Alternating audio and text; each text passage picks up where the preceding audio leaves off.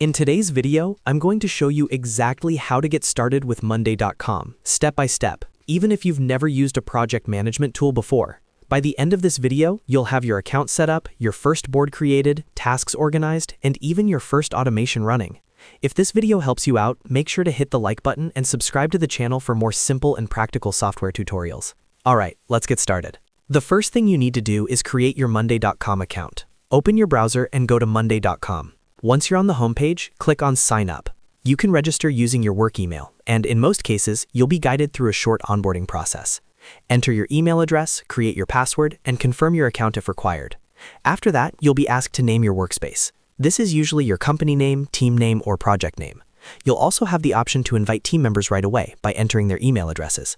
If you're just testing things out, you can skip this step and invite people later. Once you're inside your workspace, the next step is to create your first board. In Monday.com, boards are where all your work lives. Click on the plus button that says Add, then select New Board. You'll be given two main options, Start from Template or Start from Scratch. If you want a fast and structured setup, choose a template. There are templates for project management, CRM, marketing campaigns, HR workflows, and many more. If you prefer building everything yourself, select Start from Scratch.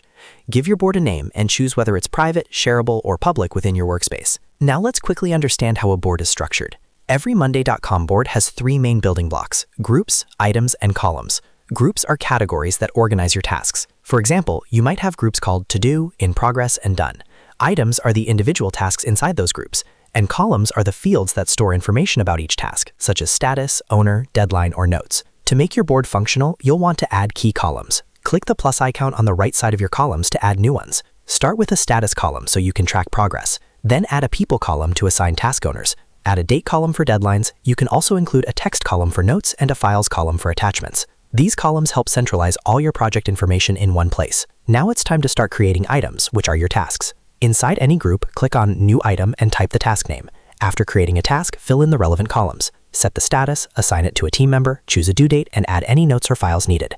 Repeat this process to build out your workflow. You'll quickly see how everything becomes clear and organized. To improve visibility, you can switch between different views. By default, you'll see the table view, but you can also click Add View to explore other layouts like Kanban, which is great for visual workflows, Gantt for timeline planning, Calendar for deadline tracking, and Timeline View for scheduling across dates.